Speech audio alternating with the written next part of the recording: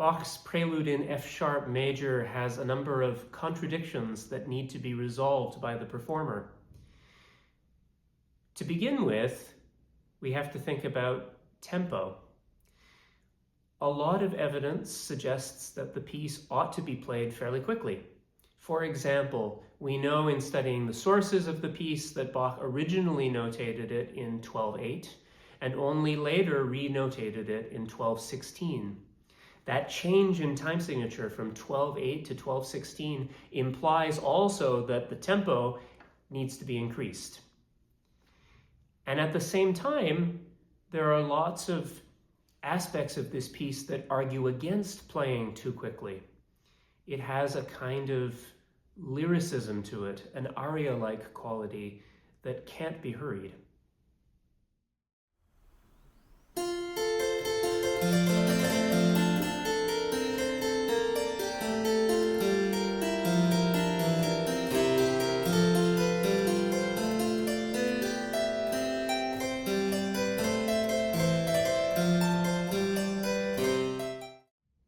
One of the things we can focus on in this piece is some of the tools that Bach used in creating both moments that seem to want to push forward with lots of energy and also moments that want to draw back in lyricism. And on the face of it, in fact, these two compositional techniques look extremely similar, such that we might not even notice any difference between them as performers. But I think that's a mistake. The two devices I'm talking about are, on the one hand, suspension, and on the other hand, syncopation. So how are these two terms different?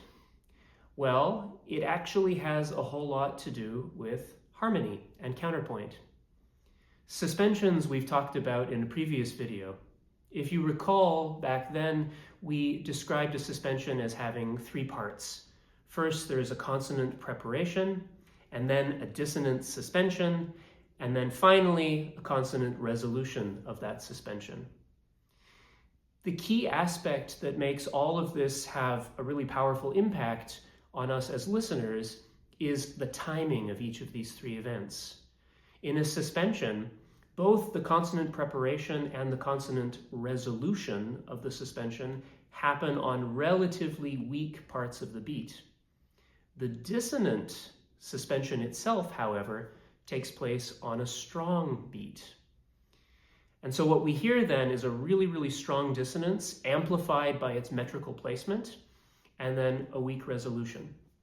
So to show how this works, I'm going to play the beginning, the very beginning of the F-sharp major prelude quite slowly, just so that we can savor each of those suspensions as they occur.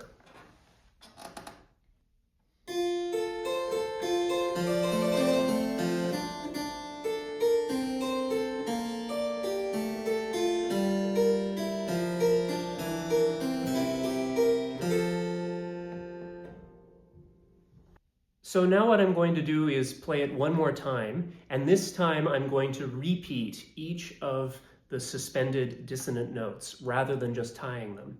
And in repeating the note, hopefully we'll get a greater sense of its kind of dissonant impact in the moment.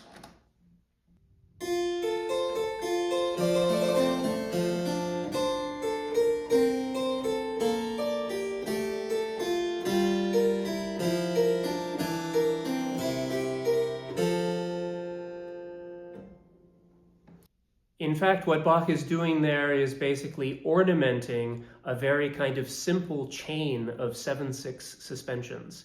It happens over and over again, and Bach just adds a little flourish to the resolution of each suspension. Immediately after this point, though, Bach does something quite different. Rhythmically, it looks exactly the same as what we've just heard, but harmonically, it has a very different impact. Here's what happens next.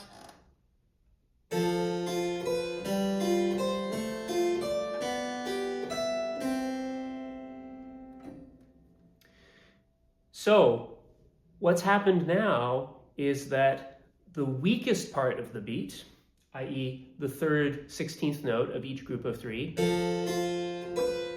is now dissonant. And that dissonance actually then resolves to a consonance when we move to the next strong beat.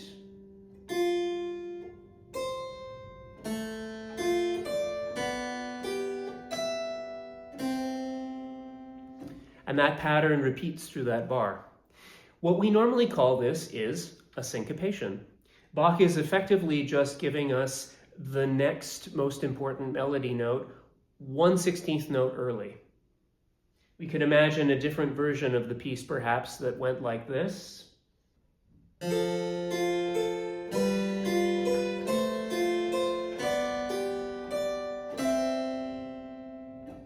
It's not nearly as interesting when it's played that way, of course, because we don't have those unexpected little jolts of harmonic surprise that come from the syncopations.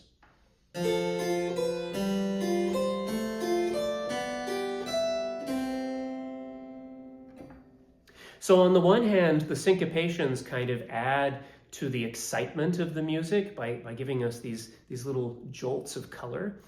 And at the same time, or a little earlier, the suspensions have relaxed things by giving us this luxurious pattern of consonance and dissonance alternating with one another.